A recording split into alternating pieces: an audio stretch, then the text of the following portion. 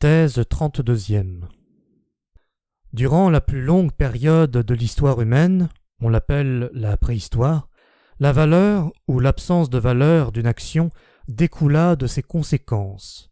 On ne tenait pas plus compte de l'action en soi que de ses mobiles, mais à peu près comme en Chine, de nos jours encore, une distinction ou un opprobre rejaillit des enfants sur les parents, c'était la vertu rétroactive du succès ou de l'échec qui inclinait les hommes à juger d'une action en bien ou en mal. Nommons cette époque l'époque prémorale de l'humanité.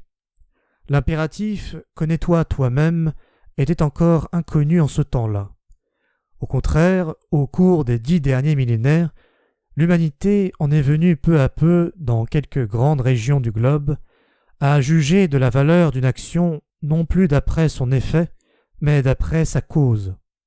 Événement considérable à le considérer dans son ensemble, affinement certain du regard et du jugement, conséquence inconsciente du règne des valeurs aristocratiques et de la foi dans la vertu de la Renaissance, signe caractéristique d'une période que l'on est en droit de qualifier de morale au sens strict du mot.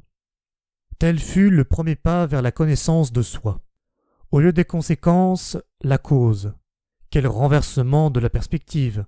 Renversement qui, sans aucun doute, ne fut obtenu qu'au terme de longs combats et de longues incertitudes.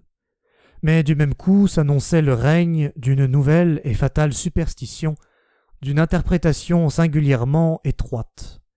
On attribua l'origine d'une action, au sens le plus rigoureux, à l'intention dont elle procédait. On s'accorda pour croire que la valeur d'une action résidait dans la valeur de son intention. L'intention passa pour contenir la cause et la préhistoire entière de l'action.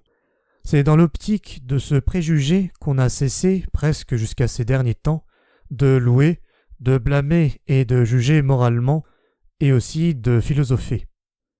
Aujourd'hui, cependant, n'en serions-nous pas arrivés à un point où nous devons nécessairement nous résoudre à renverser et à déplacer encore une fois les valeurs, grâce à une nouvelle réflexion sur nous-mêmes et à un nouvel approfondissement de l'homme? Ne serions-nous pas au seuil d'une époque qu'il conviendrait de qualifier, négativement d'abord, d'extra-morale?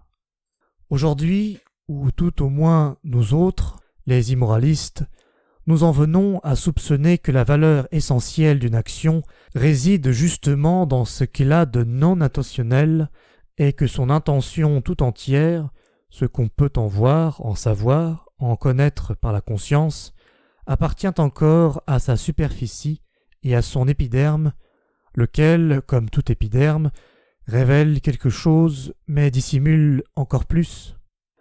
Bref, nous croyons que l'intention n'est qu'un signe et un symptôme, qui exige d'abord d'être interprété. Un signe, au surplus, chargé de trop de signification et qui par conséquent n'en a presque aucune à lui seul. Nous croyons que la morale, au sens traditionnel, la morale des intentions, a été un préjugé, un jugement hâtif et peut-être provisoire, quelque chose du même ordre que l'astrologie ou l'alchimie, mais qui, de toute manière, doit être dépassé. Le dépassement de la morale, en un certain sens, le dépassement de la morale par elle-même, tel est le mot qui peut désigner ce long travail secret qui était réservé aux consciences les plus fines, les plus probes, mais aussi les plus méchantes d'aujourd'hui, aux consciences qui sont les vivantes pierres de touche de l'âme.